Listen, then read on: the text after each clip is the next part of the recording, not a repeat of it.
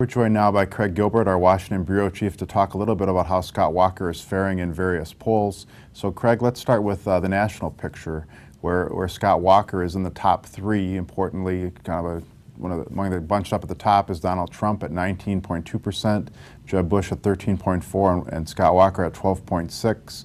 And I should say this is a compilation of polls on the Real Clear Politics site. So Craig, what's your take on how he's situated himself nationally? He's certainly among the leading contenders. Yeah, if you look at the last 7 or 8 months, when he came out of the gate and after that speech in Iowa and kind of rocketed to the front of the field, he became, by anybody's measure, part of that frontier of Republican candidates nationally. His numbers kind of subsided after that as other candidates got in the race and got some attention, and he was kind of falling back into the crowd.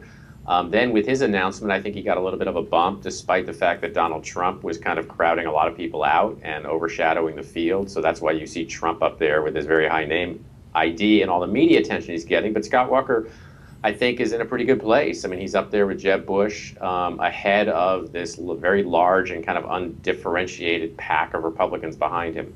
All right, now let's look at Iowa, because at this stage it's not one national race, it's 50 individual races. And in Iowa, Scott Walker's faring extremely well. He still remains at the top of the pack with 19.3%, followed by Donald Trump, who they had their little back and forth on over the weekend, and then Jeb Bush after that. So Craig, what is your take on how the governor's faring in Iowa? He's been the front runner in Iowa for a long time now, which is, again, a good place for him to be. There is a riskiness attached to this because the expectations will be very high for him in Iowa. That's why he's spending a lot of time there. He can't afford to have a disappointing showing, especially when everybody's expecting him at this point to either win or place in Iowa. But very consistent numbers, very consistently the front runner in Iowa. All right, let's look at a sort of a new measure out there that's sort of a popularity or favorability index and how the candidates stand. This is put together by the 538.com site based on some other numbers, and it sort of averages the national Iowa and New Hampshire polls, net favorability, who's first choice, and Walker comes out at the top of that, followed by Marco Rubio, Ben Carson, Bobby Jindal, and Carly Fiorina. Tell us a little bit about this, Craig. I think it's a little interesting in that Carson, Jindal, and Fiorina, who don't fare well in the other polls, do on a measurement like this. I think this is more a measure of your potential upside as a candidate, because it really has a lot to do with how high or how low your negatives are. And one of Scott Walker's assets so far in this race, at least among Republican voters nationally and in a lot of these states, is his negatives are really low. He's not the best known candidate in the race, and in some cases, particularly with the national polling, he's not the person who has the most people saying he's their number one choice. But if you compare him to Donald Trump, who is the national polling leader at this point, Donald Trump's negatives are dramatically higher than Scott Walker's, which tells you that Donald Trump has a very low ceiling. I mean, his potential is very limited in this race. It's one reason why most people in the political world think he can't be the nominee.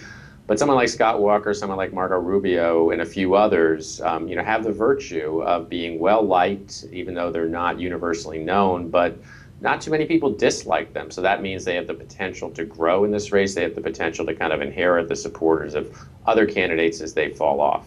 All right, let's just talk very briefly, looking ahead to next Thursday when the first Republican debate is sort of cast of thousands, and I think they have 2 debates just to squeeze them all in. But is this an opportunity for Scott Walker to gain support, or is he more on the just doesn't want to make any big mistakes that would cost him support at this stage? Yeah, I mean, there's an element of both. I mean, one signal that Scott Walker has sent pretty clearly, I mean, I talked to him about this earlier this week in Philadelphia on a campaign stop, is he really doesn't want to engage with his fellow Republican candidates, certainly doesn't want to skirmish with them. He says that he views these debates as sort of a conversation directly with viewers. And so there will be some candidates who will be going on the attack, whether it's the attack against Scott Walker or the attack against Donald Trump. Scott Walker doesn't really want to be part of that. I think it serves him well. One of the reasons it serves him well is that he is somebody who's trying to attract Republican support across the spectrum. So he really doesn't want to alienate any particular group of Republicans, and it kind of fits his personal style. All right, we'll have much more on the debate next week, but thank you for that update on the polls, Craig. Anytime.